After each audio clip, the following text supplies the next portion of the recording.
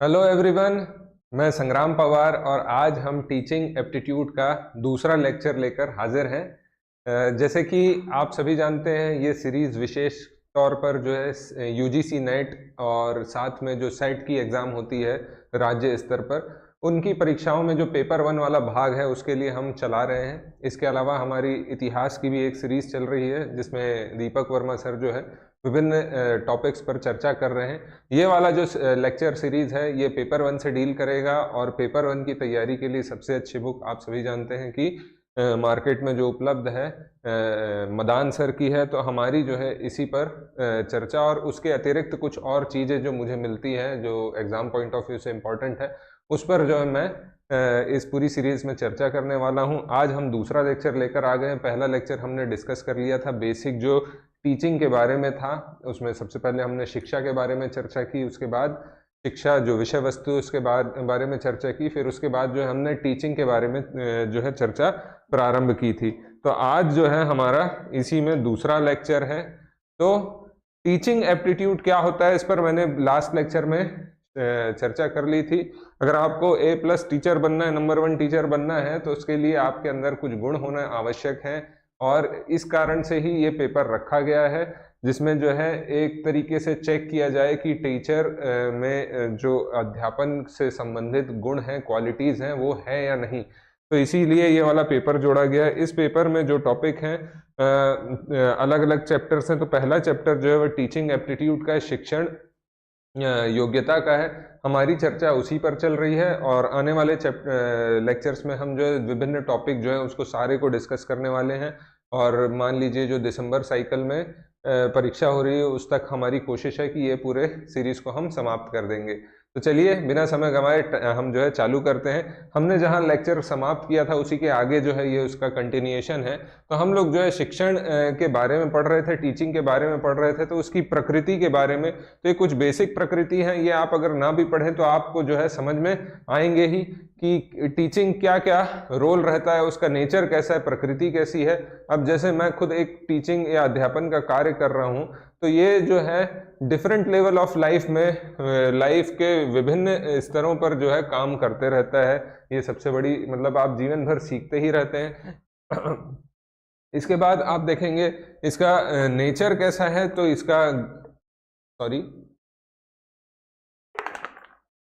इसका नेचर या प्रकृति कैसी है, तो डायनेमिक है, गतिशील एनवायरनमेंट है। मतलब एक मोनोटोनस काम नहीं है, गतिशील है, डायनेमिज्म है इसमें। इसके अलावा जो है इसमें closely related to instruction, learning and education and training, मतलब शिक्षण, सीखने की शिक्षा, इसके अलावा प्रशिक्षण से गहरा संबंध है। ये सारी चीजें जो इसमें चलती रहती हैं, तो आपको पता ही है।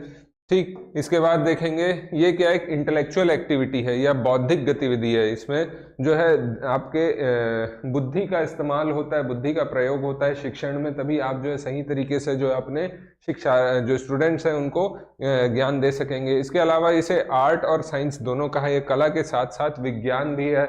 आपको जो है शैली के साथ साथ जो है विज्ञान स्तर पर भी कार्य करना पड़ता है। इसके अलावा ये टेंड्स टू सेल्फ ऑर्गेनाइजेशन, आपको अगर शिक्षण करना है तो खुद को भी स्व संगठित करना जरूरी है। ये सोशल सर्विस है, समाज सेवा है, डेफिनेटली है समाज सेवा। इसके अलावा कंटिन्यूअस प्रोसेस है, सतत प्रक्रिया है, चलती ही रहती है। और ये क्या एक प्रोफेशन भी है, एक पेशा भी है। तो ये कुछ डायनेमिक जो है नेचर है, कुछ प्रकृति है इनकी, जो आपको याद रहनी चाहिए, बेसिक है। और कभी पेपर में पूछ भी लिया जाए तो आपको ऑप्शन देख के समझ में आ जाएगा अगर आपको टीचिंग की बेसिक आइडियोलॉजी पता है। ठीक, आगे देखते हैं इसी में क्या चीज है। तो लेवल ऑफ टीचिंग ये इंपॉर्टेंट भाग है और इससे अभी हाल ही में जो है CG सेट की एक परीक्षा हुई थी, छत्तीसगढ़ स्टेट एलिजिबिलिटी टेस्ट जो हुआ था, उसमें एक प्रश्न भी फंसा था। तो इसके बारे में आज हम चर्चा करने वाले हैं। तो टीचिंग के जो है कुछ लेवल बताए गए हैं जो कि कुछ इस तरीके से ऊपर की ओर जाते हैं। तो सबसे पहले जो है मोटा मोटी देखा जाए तो टीचिंग का जो है 3 लेवल बताया गया। शिक्षण का जो स्तर है वो 3 लेवल पर है।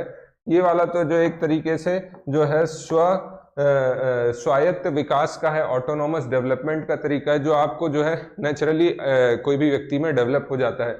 इसके अलावा हम देखेंगे उसके ऊपर जो आता है तो मेमोरी लेवल ऑफ टीचिंग या शिक्षण का स्मृति स्तर, तो ये कम विचारशील स्तर है। मतलब आप जब प्राइमरी क्लासेस में जाते हैं वहां पर आपको जो है जैसे अल्फाबेट सिखाए जा रहे हैं, आपको जो है गणित के अंक सिखाए जा रहे हैं, आपको कुछ प्रिंसिपल्स रटाए दिए जा रहे हैं, तो ये बेसिक जो चीजें हैं जो आपकी स्मृति में डाल दी जा रही हैं, ये वाला स्तर है टीचिंग का। फिर उसमें और ऊपर आते हैं तो अंडरस्टैंडिंग लेवल, यहाँ पर जो आपकी समझ डेवलप करने का, मतलब कोई प्रिंसिपल है तो प्रिंसिपल किस तरह से कार्य कर रहा है वो आपको समझाया जा रहा है। आपकी बेसिक, मतलब जब आपने कुछ फंडा याद कर लिए तब आपको जो है दूसरे स्तर पर आपकी अंडरस्टैंडिंग, आपकी समझ को डेवलप करना चाह रहा है, तो इसको विचारशील स्तर कहते हैं। उसके ऊपर जो है रिफ्लेक्टिव, जब आपने वो प्रिंसिपल समझ लिया है ना, जब चीजें आपने अच्छे से समझ ली तब आप उसको कैसे इम्प्लीमेंट करोगे। तो जब कोई सिद्धांत आपको समझ में आ गया, आप उसको इम्प्लीमेंट जब कर रहे हो तो वो चीज क्या कहलाएगी, आपकी रिफ्लेक्टिव लेवल या चिंतनशील स्तर है। ये सबसे अधिक विचारशील स्तर माना गया। तो लेवल ऑफ टीचिंग मुख्यतः 3 प्रकार के होते हैं। ये चौथा जो है, आप अगर इसको काउंट ना भी करें तो कोई इशू नहीं है। 3 प्रकार के हैं, क्रम में ध्यान रखेंगे। सबसे नीचे लेवल पर मेमोरी बेस या मेमोरी लेवल है, उसके ऊपर अंडरस्टैंडिंग लेवल है और रिफ्लेक्टिव लेवल, शिक्षण का स्मृति स्तर, समझ का स्तर और चिंतनशील स्तर। ठीक, आगे देखते हैं इसमें और क्या चीज है। ठीक, इसी से रिलेटेड जो डेफिनेशन है कुछ, तो भाई शिक्षण का उद्देश्य यह सुनिश्चित करना है कि शिक्षक और छात्रों के बीच, शिक्षक को जो है छात्रों को सिखाना है। मतलब teaching aims to make sure that learning happens between teacher and student. और इस कारण से 3 लेवल बताए गए हैं, 3 स्तर बताए गए हैं शिक्षा के, है ना। तो याद या स्मृति भी लिख सकते हैं इसको, स्मृति बेटर वर्ड है, स्मृति। फिर उसके बाद आप देखेंगे दूसरा जो लेवल है वो क्या है, तो समझ का है या अंडरस्टैंडिंग का है, और तीसरा जो है चिंतनशील या फिर आपका रिफ्लेक्टिव लेवल है। तो इस तरीके से 3 स्तर हैं शिक्षण के। फिर ये जो एक व्यक्ति हुए ML बीगे, है ना, तो ML बीगे ने जो है इसका एक और 1976 में इसके नाम दिए, और इनने बोला कि जो ये आपका मेमोरी लेवल है ये सबसे कम विचारशील है, लेस थॉटफुल है। इसमें जो है जैसा बता दिया जाता है वैसा याद कर लेता है बच्चा। उसके ऊपर जाएंगे अंडरस्टैंडिंग लेवल, तो ये थोड़ा ज्यादा विचारशील होता है ना। फिर उसके ऊपर जब जाएंगे तो ये सबसे ज्यादा विचारशील या मोस्ट थॉटफुल होता है। तो ये ध्यान रखेंगे, कभी पूछ लिया जाए कि इन 3 लेवल को, इन 3 जो स्तर है उसको और क्या क्या नाम दिए गए हैं, तो उसको नाम दिए गए हैं ML बीगे के द्वारा। लीस्ट थॉटफुल, मोस्ट थॉटफुल, कम विचारशील, विचार मग्न या विचारशील, और सर्वाधिक विचारशील या विचारणीय। तो 3 लेवल ये हुए। आपको इससे पेपर में क्वेश्चन पूछे जाते हैं, तो इसे बिल्कुल ध्यान रखेंगे। अब ये देख लेते हैं ऑटोनोमस लेवल क्या है। तो भाई जो प्राकृतिक बौद्धिक विकास न्यूनतम औपचारिक शिक्षण के साथ जो है छात्र केंद्रित है। तो मतलब कुछ बेसिक चीजें जो एकदम प्राइमरी लेवल पर आपको सिखाई जा रही हैं, जो हैबिट्स डलाई जा रही हैं, घर में आप सीख रहे हैं, नेचुरली आपको जो है बुद्धि मिली हुई है कि क्या चीज करना है क्या नहीं करना है।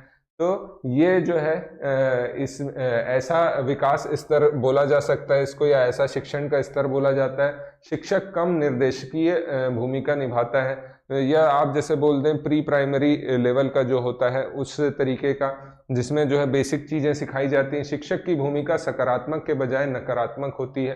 तो टीचर जो है इसमें उनको बच्चों को नियंत्रित ऐसा ना करे, इस तरीके से उनको जो है अवगत कराएंगे, ये उनके लिए हार्मफुल हो सकता है। तो ये इस तरीके से हम कह सकते हैं ऑटोनोमस या स्वायत्त विकास का स्तर कह सकते हैं। ठीक है, आगे हम देखें अगला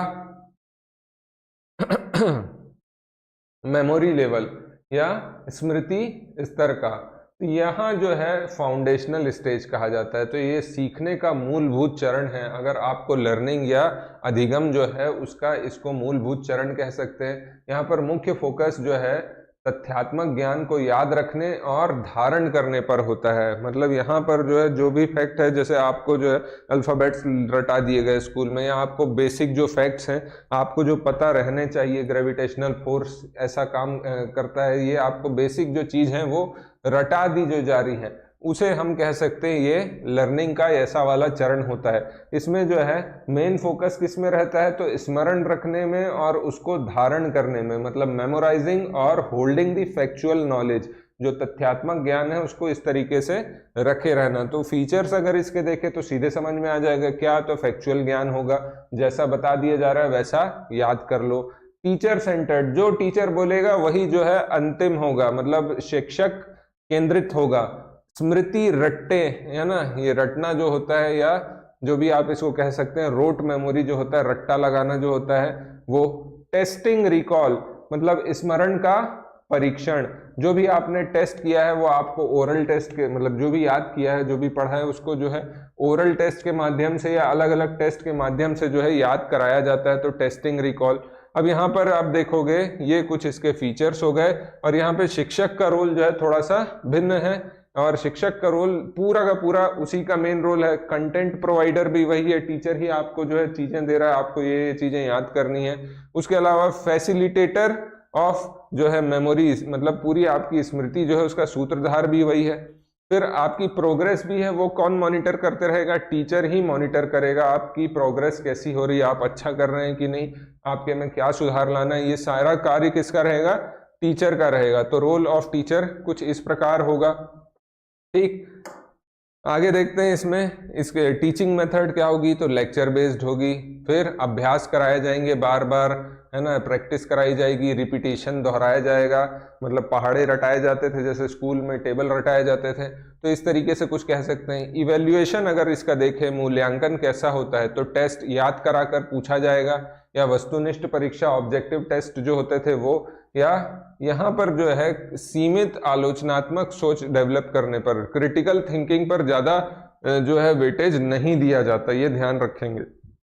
और जो प्रमुख इससे संबंधित व्यक्ति हैं जिनने इसका सपोर्ट किया है, तो वो कौन है, हर्बर्ट, नाम ध्यान रखेंगे, हर्बर्ट। और जो मैंने कहा सीजी सेट में यही क्वेश्चन पूछा था, तीनों लेवल दे दिए थे, मेमोरी, आपका अंडरस्टैंडिंग, और तीसरा जो लेवल है आपका रिफ्लेक्टिव वाला, तो ये तीनों लेवल दे दिए थे, और उन तीनों लेवल के आधार पर पूछा था कि इसके कौन कौन जो है समर्थक हैं। तो ये ध्यान रखेंगे, हर्बर्ट जो है वो किसके हैं, मेमोरी बेस्ड या स्मृति आधारित शिक्षण के, हर्बर्ट नाम ध्यान रखेंगे, ये पूछा गया है, इंपॉर्टेंट है। ठीक, आगे आते हैं हम, अगला है अंडरस्टैंडिंग लेवल पे, तो समझ के आधार पर। तो यहाँ पे आप देखेंगे कि अंडरस्टैंडिंग मतलब आपको जब आपकी मेमोरी में जब सब चीज घुस गई है, आपको याद हो गया, अब आपका थोड़ा सा लेवल बढ़ाया जाए। अब लेवल बढ़ाया जाएगा तो आपको जो इसमें कुछ अब प्रिंसिपल, कुछ सिद्धांत समझाए जाएंगे, और आपको जो उस आधार पर उसको इम्प्लीमेंट करने को, आपकी समझ चेक करने को कहा जाएगा। तो शिक्षण का इस स्तर का ये जो है अधिक उन्नत स्तर है, एक एडवांस्ड स्टेज है, लेवल है।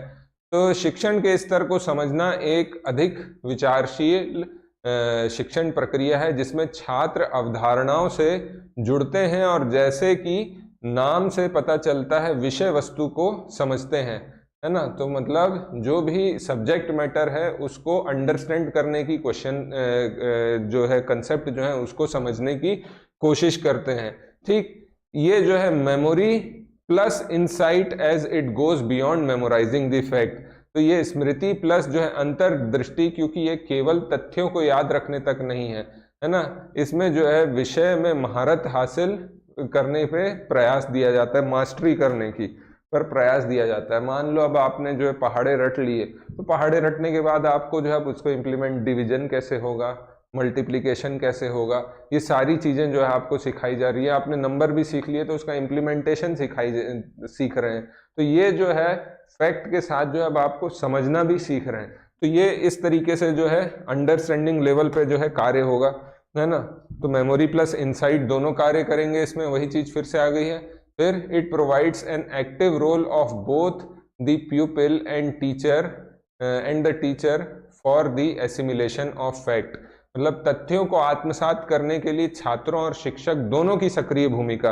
पहले में अपन ने देखा कि केवल टीचर का रोल है, टीचर ही हर चीज चेक कर रहा है, आपको कंटेंट दे रहा है, आपको रटा रहा है, आपका मूल्यांकन कर रहा है। यहाँ पे अब जो है स्टूडेंट की तरफ से भी एक्सपेक्टेड होगा कि वो भी अपना एक एक्टिव रोल प्ले करें, सक्रिय भूमिका निभाएं। तो यहाँ पर आप देखेंगे कि टीचर के साथ जो है छात्रों का भी एक वैसा ही रोल रहेगा, दोनों का रोल बराबर का।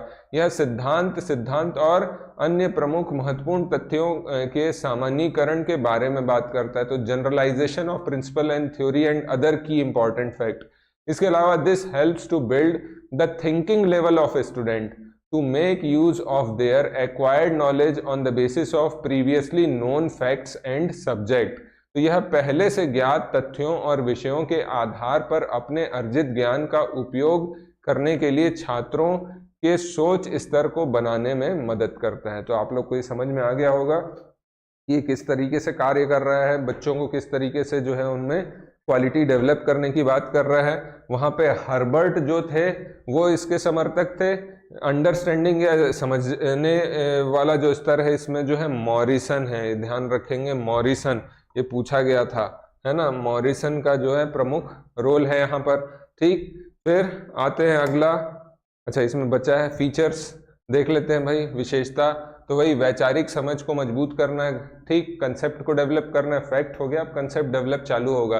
टीचर यहाँ पर गाइड हो जाएगा, मार्गदर्शक हो जाएगा। इसके अलावा अनुप्रयोग और विश्लेषण भी किया जाएगा। जब आपने ज्ञान प्राप्त कर लिया तो आप जो है उसमें, जब आपने ज्ञान प्राप्त कर लिया तो आप उसमें क्या करेंगे, जो भी आपके ज्ञान है उसको अप्लाई करने की कोशिश करेंगे। ठीक है, असेसमेंट ऑफ अंडरस्टैंडिंग, समझ का आकलन। आपको जब समझ में आ गया है तो आप क्या करोगे, उसका आंकलन करोगे। ठीक है, चलिए आगे देखते हैं और क्या है। रोल ऑफ टीचर या शिक्षक का रोल क्या होगा। तो यहाँ पे टीचर गाइड के साथ साथ क्या है, फैसिलिटेटर भी है, सुविधा प्रदाता भी है। जैसे कॉलेज में आप लोग जाएंगे तो कॉलेज में आपके टीचर प्रोजेक्ट गाइड भी होते हैं, वो आपको प्रोजेक्ट में जो है करेगा स्टूडेंट, लेकिन वो आपको गाइड करते रहते हैं, तो फैसिलिटेटर भी है। एनकरेज करेगा डिस्कशन के लिए, ठीक है। सपोर्ट एप्लीकेशन, अनुप्रयोग में सहायक करेगा। मेथड कैसी होगी, इंटरेक्टिव लर्निंग, ठीक। तो जो है कुछ ना कुछ इंटरेस्टिंग चीजों के द्वारा आप सीखें, इस पर ज्यादा वेटेज रहेगा। सुकराती प्रश्नोत्तरी, सॉक्रेट्स क्वेश्चनिंग, तो ये सॉक्रेटिक स्टाइल जो है ये एक क्या बोलना चाहिए, सॉक्रेट एक विषय बहुत ही प्रसिद्ध फिलोसोफर दार्शनिक रहे हैं। उनने एक उनकी डायलेक्टिक की एक तरीका, एक प्रथा थी जिसको हिंदी में हम कहते हैं शास्त्रार्थ। तो जिसमें डिस्कशन के द्वारा, ग्रुप डिस्कशन के द्वारा लोग जो है अपना एक दूसरे का ज्ञान लेवल चेक करते थे। तो उस तरीके की कुछ जो है ये क्वेश्चनिंग की बात कर रहे हैं। फिर प्रिंसिपल एप्लीकेशन, व्यवहारिक अनुप्रयोग। इवेल्युएशन क्या होगा, तो कॉम्प्रिहेंशन, आपकी समझ का आकलन किया जाएगा। डाइवर्स असेसमेंट किया जाएगा, विविध मूल्यांकन प्रारूप देखा जाएगा। डेप्थ ऑफ अंडरस्टैंडिंग, आपको कितना गहराई में समझ में आया ये सब चेक किया जाएगा। तो ये जो है कुछ इसके बेसिक फीचर है, आपको मोटा मोटी ये समझ में आ जाना चाहिए कि आप यहाँ पर जो है आपको फैक्ट के साथ कंसेप्ट भी ग्रहण करने हैं, आपके जो आपने सीखा है उसको इम्प्लीमेंट करना यहाँ से चालू होगा, अप्लाई करना चालू होगा। तो अगर वो बेसिक कंसेप्ट समझ में आ जाएगा तो ये सब उसी का भाग है, आप आराम से बना लेंगे। ये फैक्ट जरूर ध्यान रखेंगे, मॉरिसन यहाँ पर जो है प्रमुख है। रिफ्लेक्टिव या फिर चिंतनशील स्तर, तो यहाँ पर आपको नाम से ही समझ में आ रहा होगा, यहाँ पर जो है रिफ्लेक्ट करना है, आपको जितना भी ज्ञान प्राप्त हुआ है उसको इम्प्लीमेंट करना है। यह याद रखने की बजाय आलोचनात्मक सोच पर बल देता है। It emphasises critical thinking over memorisation. Student gets deep understanding and independence. तो यहाँ पर जब रिफ्लेक्शन की बात हो रही है, ये जनरली आपका, जैसे मैं कहूँ तो पीएचडी लेवल या जो एकदम हायर स्टडीज में जो है आपको ऐसी टीचिंग पैटर्न दिखाई देगी। जो विषय वस्तु है, जो भी सब्जेक्ट है, उसमें जो है स्टूडेंट का एक डीप अंडरस्टैंडिंग होती है और उनको पूरी स्वतंत्रता रहती है। यहाँ पर टीचर का रोल जो है सिर्फ और सिर्फ जो है गाइड का रहेगा। असेसमेंट कैसे होगा, तो कॉम्प्रिहेंशन और क्रिटिकल थिंकिंग के रूप में। तो मूल्यांकन समझ और आलोचनात्मक सोच के रूप में जो है आपका मूल्यांकन होता है, ठीक। It is the highest level of teaching and दोनों यूएलटी और एमएलटी, मतलब यहाँ पर यूएलटी एमएलटी मतलब अंडरस्टैंडिंग लेवल, और साथ में आपका एमएलटी मतलब जो आपका दूसरा लेवल है, वो दोनों इसमें इंक्लूड होंगे। इसके बाद आते हैं ये जो है प्रॉब्लम सेंट्रिक अप्रोच है, मतलब इसमें जो भी प्रॉब्लम रहता है, जो भी समस्या रहता है, उसके हिसाब से दृष्टिकोण अपनाया जाता है। तो ये जो है रिफ्लेक्टिव लेवल ऑफ टीचिंग हो गया। आपको समझ में आया होगा कि इसमें अब जो है एकदम हायर स्टडीज में जिस तरीके का अप्रोच हम देखते हैं, जहां पर पूरी की पूरी स्वायत्तता और पूरी की पूरी लर्निंग का जिम्मेदारी स्टूडेंट के ऊपर है और वो उसको इस चीज की स्वतंत्रता भी दी जाती है, तो ये रिफ्लेक्टिव लेवल है।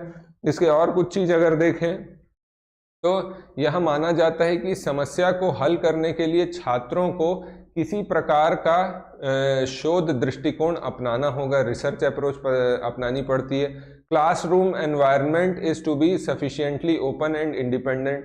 तो क्लास का जो वातावरण होगा वो जो है आपका खुला और स्वतंत्र होगा, हर प्रकार की जो है रिसर्च करेगा। यहाँ पर अभी आप देखेंगे टीचर को जो है मोटिवेशन का सोर्स रहते थे, यहाँ पर जो है लर्नर्स जो है, शिक्षार्थी जो है वो खुद ही जो है सक्रिय और प्रेरित होंगे।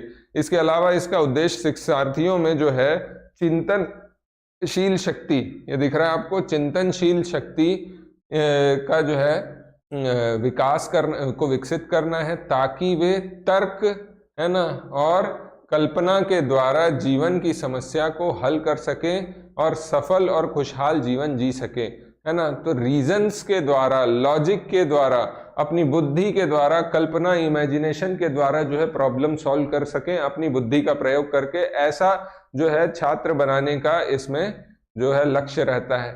प्यूपिल occupies primary place, teacher assume secondary place. अभी तक आपने देखे जो हमने सबसे पहला स्तर पढ़े थे वहाँ टीचर का रोल प्रमुख था। दूसरा लेवल जो देखे हमने समझ आधारित या अंडरस्टैंडिंग आधारित, वहाँ पर दोनों का लेवल जो है बराबर था दोनों का।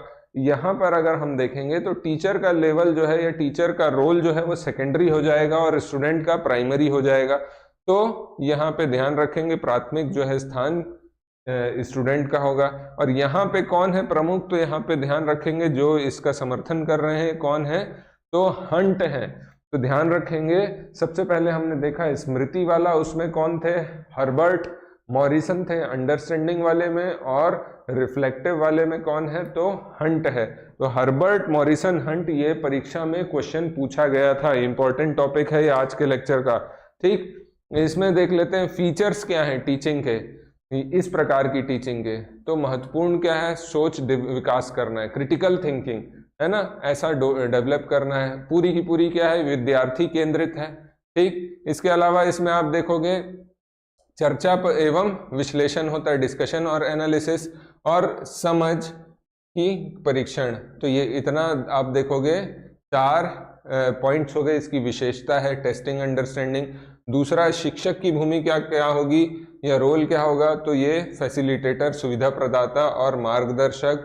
ठीक, छात्रों को सामग्री पर सवाल उठाने, विश्लेषण करने और प्रश्न पूछने के लिए प्रोत्साहित करेगा, मतलब क्वेश्चन करना, एनालाइज करना मटेरियल के लिए वो जो है प्रोत्साहित करेगा। छात्रों को अपना दृष्टिकोण, राय विकसित करने में मदद करेगा। हेल्प्स स्टूडेंट टू डेवलप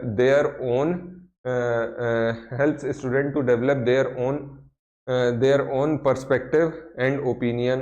तो इस तरीके से कुछ रोल रहेगा टीचर का। इवेल्युएशन कैसा होगा, तो नॉलेज किस प्रकार का है, उसको अप्लाई कैसे कर रहे हैं, मतलब पूरा का पूरा ये एप्लीकेशन है, अप्लाइड है। ये ध्यान रखेंगे, आजकल जो सीनियर क्लासेस में जाओगे तो अप्लाइड फिजिक्स, अप्लाइड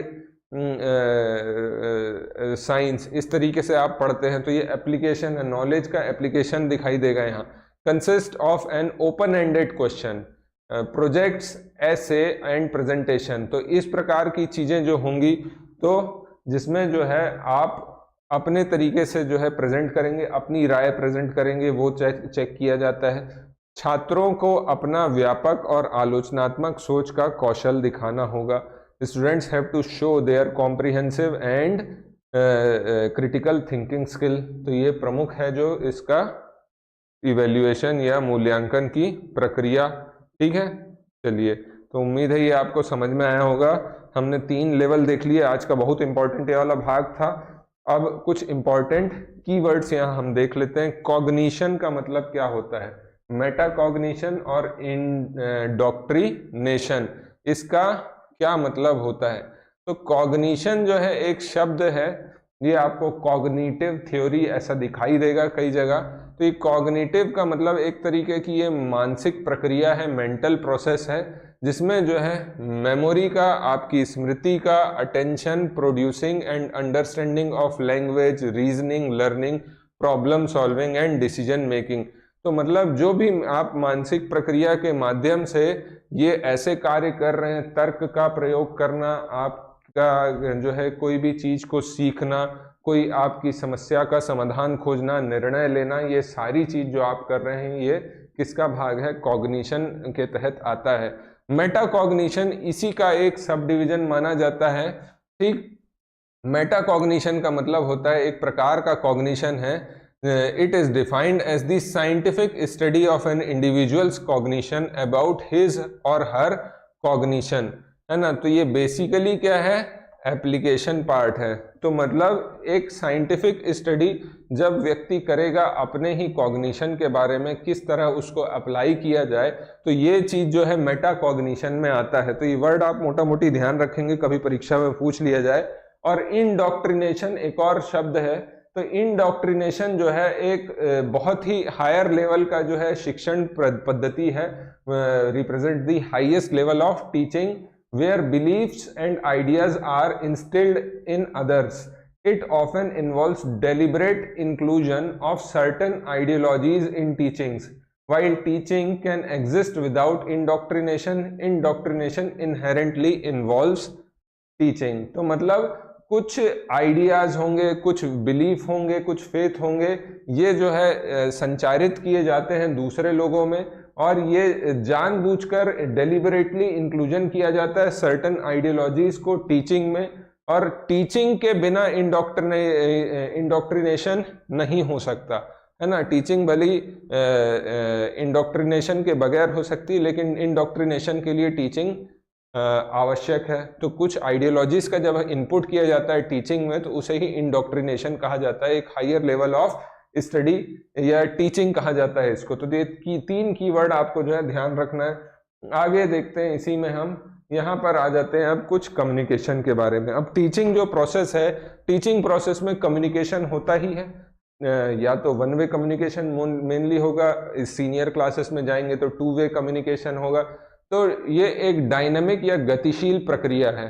तो ये गतिशील प्रक्रिया जो है, इसके बारे में रोनाल्ड टी हाइमन करके जो है एक व्यक्ति हुए, इनने जो है प्रभावी शिक्षण में शिक्षक, शिक्षार्थी और विषय वस्तु के बीच में क्या गतिशील बातचीत शामिल है। एक डायनामिक जो है इफेक्टिव टीचिंग में डायनामिक इंटरेक्शन है, किसके बीच में? टीचर, लर्नर और सब्जेक्ट मैटर, तीनों के बीच में ये चीज होगा।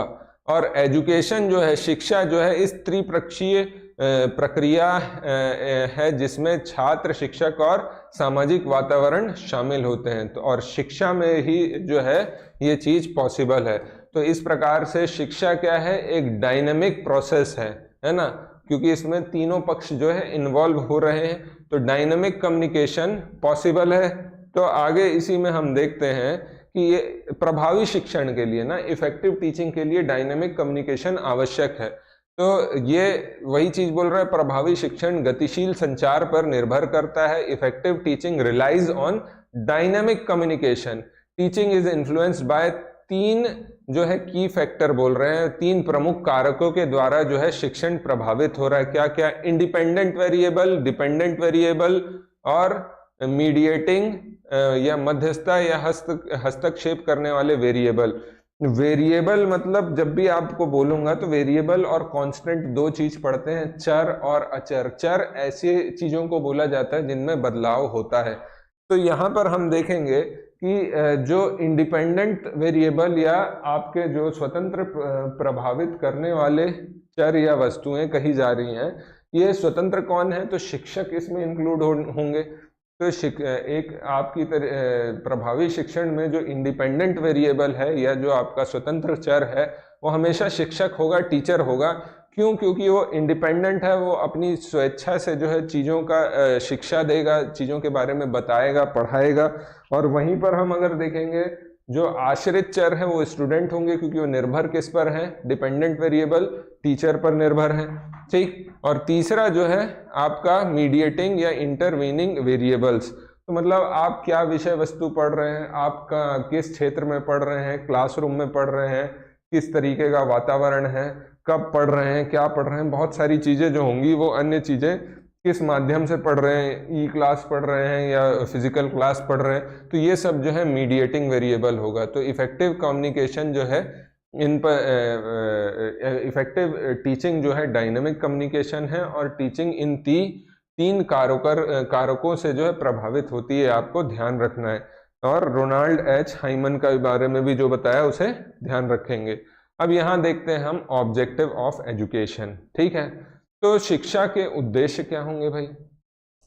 तो एक उद्देश्य अपने आप में निर्देश की प्रक्रिया है, तो प्रक्रिया के बजाय निर्देश के इच्छित परिणाम का वर्णन करता है। तो an objective describes an intended results of instruction rather than process of instruction in itself. तो ऑब्जेक्टिव कभी भी क्या दिखाता है, जो भी इंस्ट्रक्शन या जो भी आपके निर्देश दिए जा रहे हैं उसके अंतिम में, एंड में क्या हो रहा है, इंटेंडेंट क्या रिजल्ट मिल रहा है आपको। तो ये निर्देश की प्रक्रिया के बजाय निर्देश के इच्छित परिणाम का वर्णन करता है। तो नाम से ऑब्जेक्टिव है मेरा कि ये परीक्षा क्लियर करनी है, टॉप मारना है। तो ऑब्जेक्टिव हमेशा आपको पूरी जो प्रक्रिया है उसके अंतिम जो परिणाम है, जो इच्छित परिणाम है, इंटेंडेड ऑब्जेक्टिव है, उसके बारे में बात करता है, ना कि प्रोसेस के बारे में, ठीक। A good objective should be specific, outcome based and should be measurable. तो एक अच्छा उद्देश्य क्या होगा, विशिष्ट होगा, परिणाम आधारित होगा और मापने योग्य होगा। मतलब आपको जो है यूजीसी नेट में जो है पेपर निकालना है तो ये क्लियर हो, आपके दिमाग को पता हो, स्पेसिफिक हो, है ना कोई आउटकम उससे मिले, कुछ ना कुछ आप सीखें और आप जो है अपनी प्रोग्रेस मेजर कर सकें। इसके अलावा objective of teaching and learning must integrate at the end of instruction. तो जो भी आपको निर्देश या उद्देश्य है, तो शिक्षण और सीखने का उद्देश्य जो है ये क्या है, तो निर्देश के अंत में एकीकृत होना।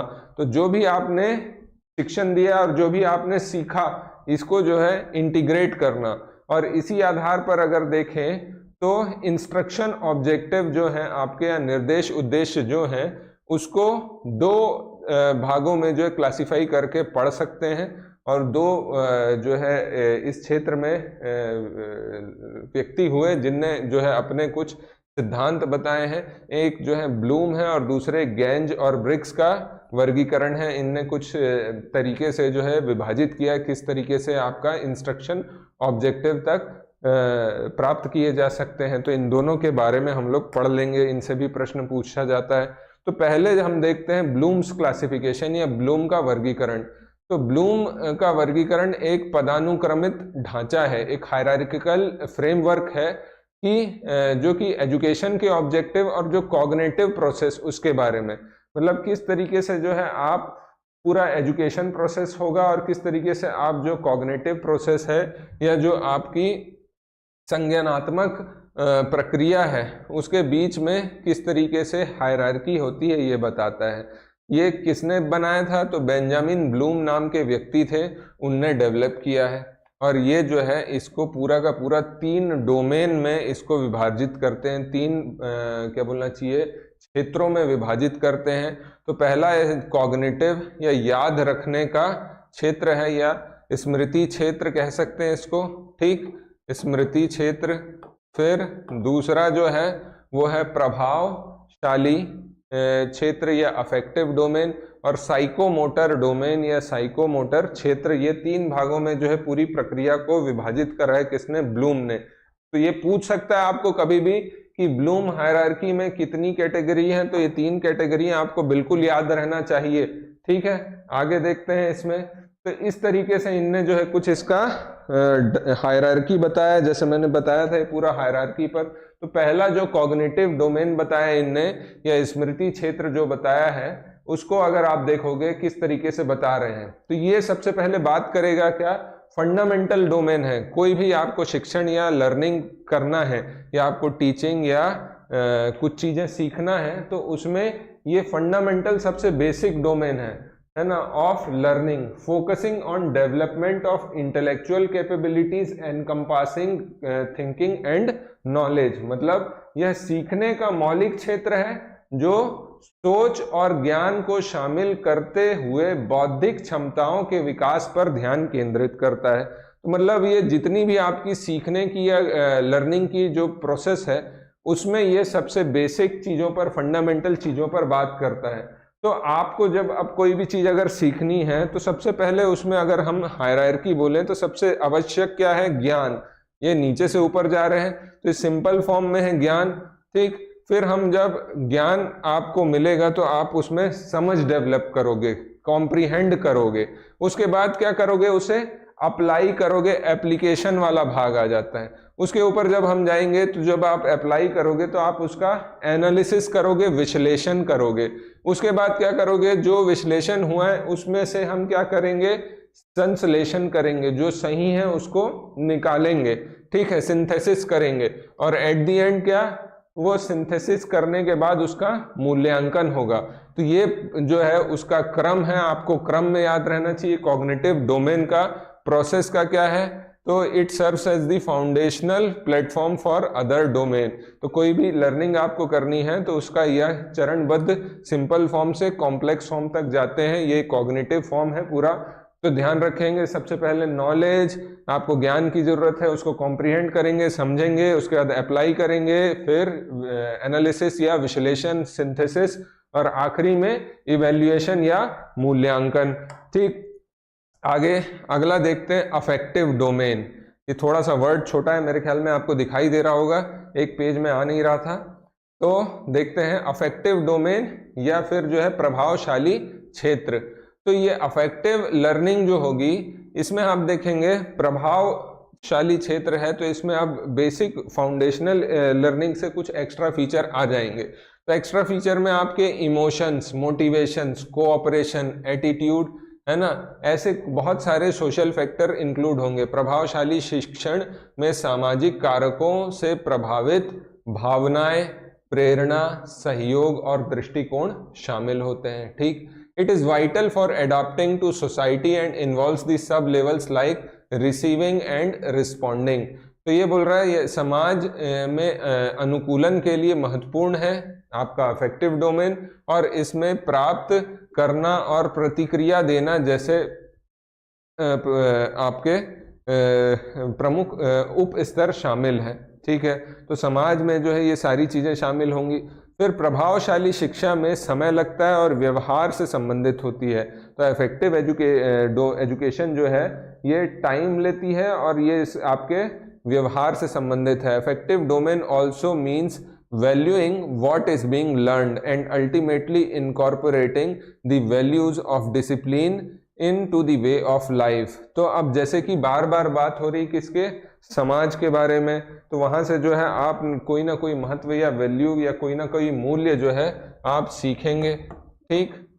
तो इसी के बारे में है। तो जितना आप अगर समझे होंगे तो समाज से आदमी इन सारे तत्वों से क्या कुछ ना कुछ चीज ग्रहण करेगा, रिसीव करेगा। अफेक्टिव डोमेन में बेसिक नॉलेज जब हो गया है, अफेक्टिव लर्निंग में क्या करेगा, रिसीव करेगा, उसके प्रति प्रतिक्रिया देगा, उसे सही लगेगा, गलत लगेगा, कुछ जो सही सीखेगा तो means valuing what is been learned and ultimately incorporating these values. तो जो उसको कुछ मूल्य मिल रही हैं, कुछ जो उसको चीजें मिल रही हैं, उसको क्या करेगा, वो ग्रहण करेगा, फिर उनको ऑर्गेनाइज करेगा, उनका आयोजन करेगा, और बाद में क्या उसको कैटेगराइज करेगा। तो ये जो है इसके भी स्तर हैं किसमें, अफेक्टिव डोमेन के। RRVOC मतलब रिसीविंग, रिस्पॉन्डिंग, वैल्यूइंग, ऑर्गेनाइजिंग और कैरेक्टराइजेशन। ये सब पूछता है क्रम में जमाने के लिए कई परीक्षाओं में, तो आपको ये याद होना चाहिए अफेक्टिव डोमेन के बारे में। अगला हम देखते हैं साइकोमोटर डोमेन। तो ये जो है फोकस करता है acquiring technical skills with 5 instructional levels. तो जो अभी तक हमने देखा बेसिक, बेसिक के बाद सोसाइटी, अब सोसाइटी के बाद यहाँ पर क्या आ रहा है आपका तकनीकी कौशल, टेक्निकल स्किल सीखने की, और इसके 5 जो है ये इंस्ट्रक्शन लेवल बता रहे हैं। ठीक, the 3 learning domains are not mutually exclusive, often occurring simultaneously with the same context of learning. तो भाई ठीक बात है, ये एक दूसरे से भिन्न कहीं भी नहीं है ना, एक दूसरे से बिल्कुल अनन्य नहीं है। ये मतलब हम कह सकते हैं ये तीनों डोमेन कहीं ना कहीं इस तरीके का आपने जो है सेट डायग्राम पढ़ा होगा, तो कहीं ना कहीं हर किसी के जीवन में जो है आपको ऐसा मेल खाते दिखाई देगा। तो ये तीनों जो है पृथक नहीं है, ये चीज को ध्यान रखेंगे।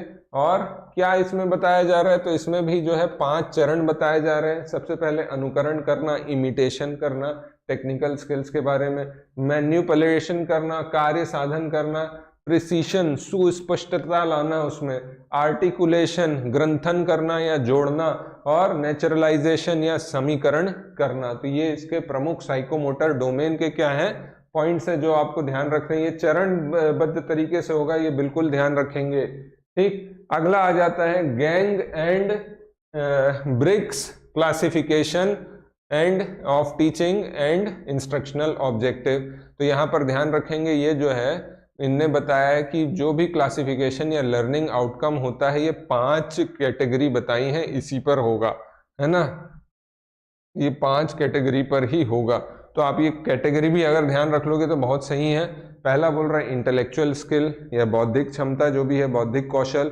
कॉग्निटिव स्ट्रेटजीज, ये भी बुद्धि से संबंधित है, मतलब संज्ञानात्मक रणनीतियां, जो भी आप इससे निर्णय ले रहे हैं, डिसीजन ले रहे हैं, जो भी चीज़ आप कर रहे हैं, तो सबसे पहले आपके अंदर इंटेलेक्चुअल स्किल होगी, उसी के बाद जो है आप कॉग्निटिव या संज्ञानात्मक रणनीतियां बना सकेंगे जो भी आप चीजें करेंगे।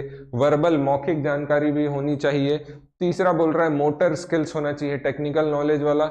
और एटीट्यूड, आपका रवैया या रुख कैसा है वो चीज। तो ये 5 चीज बताएं किसने, गैंग और ब्रिक्स क्लासिफिकेशन ने। चलिए आगे देख लेते हैं। और मैक्सिम्स ऑफ टीचिंग, अब 2 टॉपिक और बचा है, उसके बाद आज का लेक्चर हमारा यहाँ समाप्त हो जाएगा। मैक्सिम्स और प्रिंसिपल्स के बारे में पढ़ने वाले। मैक्सिम शब्द का अगर हिंदी में आप अनुवाद करेंगे तो मिलता है कहावतें या नियम या फिर कुछ उप सिद्धांत कह सकते हैं। तो मैक्सिम्स और प्रिंसिपल में बेसिक अंतर ये होता है, प्रिंसिपल जो है एक डिटेल्ड जानकारी देते हैं कोई चीज़ के बारे में, वही मैक्सिम्स जो है छोटे फॉर्म में, कहावतों के फॉर्म में जो है कोई भी चीज़ का आपको पूरा डिटेल ज्ञान दे देते हैं, है ना, डिटेल्ड इंफॉर्मेशन दे देते हैं। तो मैक्सिम्स क्या हो सकते हैं टीचिंग के, तो maxims is a ground rule और fundamental principle that has evolved over a period of time. Maxim एक बुनियादी नियम या मौलिक सिद्धांत है जो एक समय के साथ विकसित हुआ है।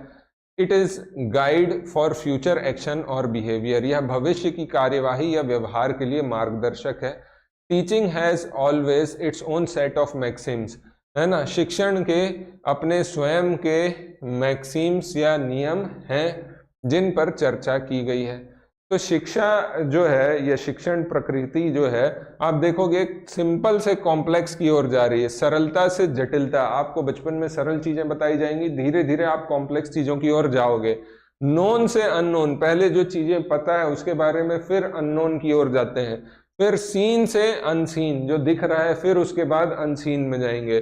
कॉन्क्रीट टू एब्स्ट्रैक्ट, जो वास्तव है सामने में, ठोस है या मूर्त है, बाद में अमूर्त, मतलब आप फिलॉसफी अगर स्कूल में नहीं पढ़ेंगे, आप जाके बहुत हायर एजुकेशन में पढ़ेंगे, ठीक, मतलब फिलॉसफी में बहुत सारी चीजें जो अमूर्त रहेंगी, आपको सोचना पड़ेगा वैसा, है ना। स्पेसिफिक टू जनरल, मतलब सामान्य से विशिष्ट